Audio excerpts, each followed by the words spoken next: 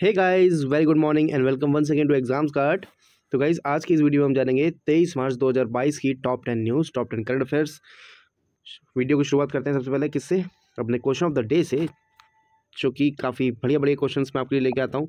तो आज का क्वेश्चन है हिस्ट्री से, जिसमें मैं आपसे पूछ रहा हूँ कि the national anthem was first संग इन द ईयर। राष्ट्रगान पहली बार किस वर्ष गाया गया था, ये आपको बताना है। ठीक है, 1909 में, 1911 में, 1915 में या फिर 1947 में। ठीक है, राष्ट्रगान पहली बार किस वर्ष गाया गया था, ये आपको कमेंट करके बताना है। ठीक है, तो अगर आपको उसका क्वेश्चन का आंसर आता है तो अभी कमेंट करें तुरंत। ठीक है, बाकी अगर नहीं आता है तो वीडियो के एंड में मैं इसका आंसर आपको बताने ही वाला हूँ।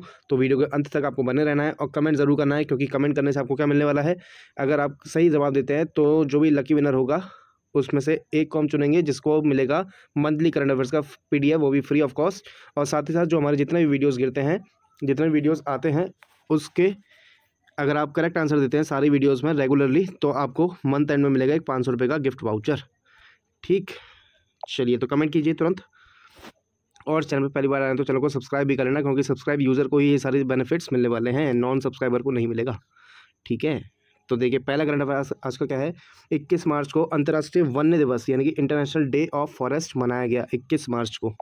ठीक है, देखिए जानते हैं इसके बारे में थोड़ा सा। 21 मार्च को हर साल दुनिया भर राष्ट्रीय वन दिवस इंटरनेशनल डे ऑफ फॉरेस्ट मनाया जाता है। यह दिन सभी तरह के वनों के महत्व के बारे में जागरूकता बढ़ाने हेतु मनाया जाता है। आपको बता दें कि इस दिन देश को वनों एवं पेड़ों से संबंधित गतिविधियों का आयोजन करने हेतु स्थानीय, राष्ट्रीय तथा अंतर्राष्ट्रीय प्रयासों को प्रोत्साहित किया जाता है। इस वर्ष अंतर्राष्ट्रीय वन्य दिवस 2022 की थीम क्या है? वन और सतत उत्पादन और खपत, यानी कि forest and sustainable production and consumption है। ठीक है, 21 मार्च को कौन सा डे आपको याद रखना है? International day of forest. चलिए next, Indian super league Hyderabad FC ने जीती पहली ट्रॉफी। ठीक है, जानते हैं इस न्यूज़ के बारे में थोड़ा सा। देखिए हैदराबाद FC यानी फुटबॉल क्लब। ठीक है, FC किसको कहते हैं? फुटबॉल क्लब को। तो हैदराबाद फुटबॉल क्लब ने समिट में पेनल्टी शूटआउट में केरला ब्लास्टर्स को हराकर अपना पहला इंडियन सुपर लीग खिताब जीता है। ठीक है, फुटबॉल का खिताब है। ठीक है, गोलकीपर लक्ष्मीकांत कट्टीमनी ने 3 शानदार गोल बचाए।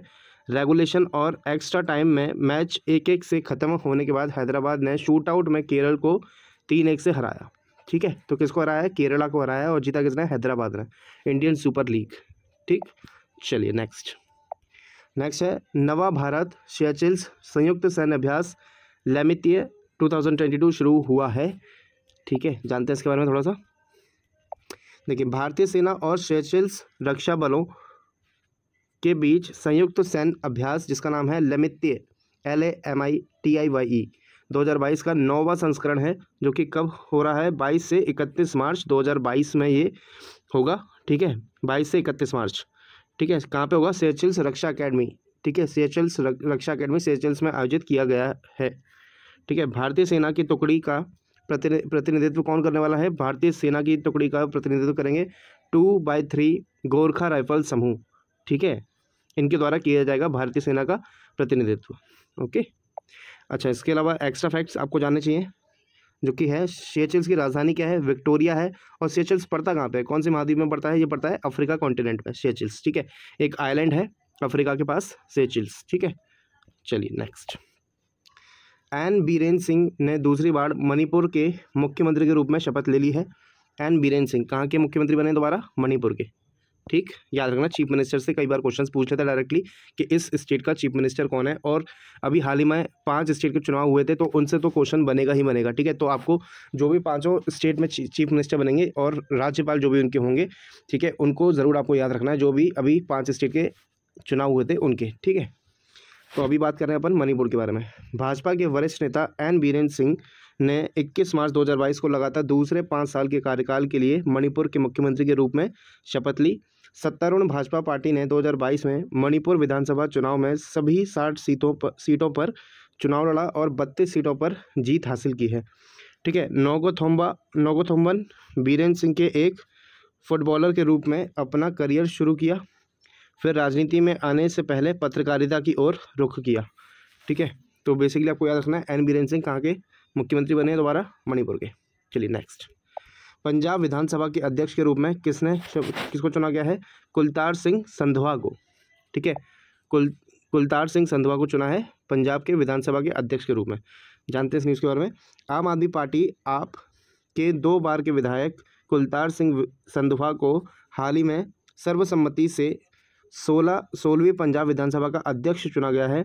मुख्यमंत्री भगवंत मान ने सदन में संधवा के नाम का प्रस्ताव रखा था। संधवा आप की किसान शाखा के अध्यक्ष हैं और खेती से जुड़े मुद्दों पर प्रमुखता से उठाते रहे हैं। ठीक है, अच्छा, खेती से जुड़े मुद्दे प्रमुखता से उठाते रहे हैं ये। ठीक, नेक्स्ट, तुर्कमेनिस्तान के राष्ट्रपति चुने गए हैं कौन? सरदार बर्डी मुखामेदेव। ठीक है, बर्डी मुखामेदेव। चलिए इसके बारे में जानते हैं थोड़ा सा। Serdar Berdimuhamedov has been sworn in as the president of Turkmenistan. Bardi Mukhamadev will replace his father and former president Gurbanguly Bardi Mukhamadev, who became president in 2006 and served until 2022. तो इनके पिताजी जो थे 2006 से लेकर 2022 तक president रहे थे। ठीक है, तुर्कमेनिस्तान के। अब इनके बेटे जिनका नाम है सरदार बर्दी मुखामेदेव, ये अब चुने गए हैं वहाँ के प्रेसिडेंट यानी राष्ट्रपति। It should be noted that presidential election in Turkmenistan are held every 7 years. तो हर 7 साल में प्रेसिडेंशियल इलेक्शन होता है तुर्कमेनिस्तान में। Serdar Berdimuhamedov secured 72.97%, almost 73% of the vote to lead the gas rich country. ठीक है, तुर्कमेनिस्तान। ठीक है, अगर आपको पता है तुर्कमेनिस्तान की कैपिटल क्या है तो प्लीज़ कमेंट करके ज़रूर बताना। ठीक है, ये भी आपका आज क्वेश्चन है। चलिए नेक्स्ट है, 22 मार्च को कौन सा डे मनाया गया? बहुत ज़्यादा इंपॉर्टेंट है ये डे तो। ठीक है, इसको बिल्कुल रट्टा मार लेना इस डे को। कई बार क्वेश्चन में पूछा गया है। ठीक है, कई बार पूछा गया है क्वेश्चन कि 22 मार्च को कौन सा दिन मनाते हैं। तो कौन सा दिन मनाते हैं? वर्ल्ड वाटर डे, विश्व जल दिवस मनाया जाता है 22 मार्च को। मोस्ट इंपॉर्टेंट है आज का ये। चलिए इसके बारे में जान लेते हैं थोड़ा सा। विश्व जल दिवस यानी कि वर्ल्ड वाटर डे हर साल 22 मार्च को विश्व स्तर पर मनाया जाता है। दिन का उद्देश्य पानी के महत्व को उजागर करना है। इसका उपयोग पानी के संस्थानों के स्थायी प्रबंध की वकालत करने के लिए किया जाता है। यह 2022 भूजल पर ध्यान केंद्रित किया गया है, एक आदर्श संस्थान जिसका प्रभाव हर जगह दिखाई दे रहा है। प्रासंगिक मुद्दों में पानी की कमी, जल प्रदूषण, अपर्याप्त जल आपूर्ति, स्वच्छता की कमी और जलवायु परिवर्तन के प्रभाव शामिल हैं, जिसमें इस दिन देखा जाता है। ठीक है, जिन्हें इस दिन देखा जाता है। विश्व जल दिवस 2022 की जो थीम है, तो मेनली आपको क्या याद रखना है, 22 मार्च को मनाया जाता है वर्ल्ड वाटर डे। और जो इसकी थीम है वो भी बहुत ज़्यादा इंपॉर्टेंट है। थीम क्या है? Ground water making the invisible visible. ठीक, ground water making the invisible visible, most important है आज का। ठीक, नेक्स्ट, भारतीय अर्थशास्त्री जयति घोष संयुक्त राष्ट्र के सलाहकार बोर्ड में शामिल हुई हैं। जानते हैं इस न्यूज़ के बारे में। देखिए, संयुक्त राष्ट्र यानी कि यूनाइटेड नेशन के महासचिव कौन? एंटोनियो गुटेरेस ने भारतीय विकास अर्थशास्त्री जो हैं जयति घोष को प्रभावी बहुपक्षवाद पर संयुक्त राष्ट्र के नव स्थापित सलाहकार बोर्ड के सदस्य के रूप में नियुक्त करने की घोषणा की है। प्रभावी बहुपक्षवाद पर 12 संसदीय उच्च स्तरीय सलाहकार बोर्ड की सह अध्यक्षता लाइबेरिया के पूर्व राष्ट्रपति और नोबेल पुरस्कार विजेता एलन जॉनसन सरलीफ और पूर्व स्वीडिश प्रधानमंत्री स्टीफन लोवेन करेंगे। ठीक है, तो मेनली आपको याद रखना है किसको चुना गया है? जयति घोष को, जो कि एक भारतीय अर्थशास्त्री है। कहाँ पे चुना गया है? संयुक्त राष्ट्र यानी यूनाइटेड नेशन सलाहकार बोर्ड में इनको शामिल किया गया है। ओके, नेक्स्ट, ये भी बहुत इंपॉर्टेंट है आज का सवाल। जनरल बिपिन रावत को हाल ही में मरणोपरांत कौन सा अवार्ड मिला है? पद्म विभूषण मिला है। पद्म विभूषण से सम्मानित किया गया है किसको? जनरल बिपिन रावत को। मिला कब है? मरणोपरांत मिला है। ठीक है, पॉस्टुमसली इंग्लिश में कहते हैं। चलिए जानते हैं इसके बारे में थोड़ा सा। अच्छा, बिपिन रावत को तो आप जानते होंगे, वैसे एक बार आपको पिक भी दिखाता हूँ। ये है जनरल बिपिन रावत। ठीक है, जिनका हाल ही में देहांत हो गया था, शहीद हो गए थे थोड़ा सा प्लेन क्रैश में ना। जानते हैं इस न्यूज़ के बारे में थोड़ा सा। भारत के पहले chief of defence staff CDS general Bipin Rawat को हाल ही में मरणोपरांत पद्म विभूषण से सम्मानित किया गया है। उनकी बेटियां कृतिका और तारिणी ने अपने पिता का सम्मान राष्ट्रपति रामनाथ कोविंद से प्राप्त किया। गौरतलब है, दिसंबर 2021 में एक हेलीकॉप्टर दुर्घटना में जनरल बिपिन रावत और उनकी पत्नी समेत 12 लोगों की मौत हो गई थी। पद्म विभूषण सम्मान भारत सरकार द्वारा दिया जाने वाला दूसरा उच्च नागरिक सम्मान है जो देश के लिए असैनिक क्षेत्रों में बहुमूल्य योगदान के लिए दिया जाता है। ठीक, चलिए नेक्स्ट, ये है विपिन रावत जी। चलिए एक बार इनके लिए सेशन ज़रूर लाइक कर देना, ठीक है। मैं पर्सनली बहुत पसंद करता था इनको, जो इनका जज्बा था, जो नीयत थी एक देश को लेके, वो बहुत सराहनीय थी, है ना। तो एक बार इनके लिए एक लाइक ज़रूर करना। चलिए नेक्स्ट, पश्चिम बंगाल में मनाया कौन सा उत्सव? डोल उत्सव या डोल यात्रा जिसे कहते हैं। देखिए, वेस्ट बंगाल सेलिब्रेट डोल उत्सव और डोल यात्रा the festival of colours which marks the beginning of the spring season. तो ये कब मनाया जाता है?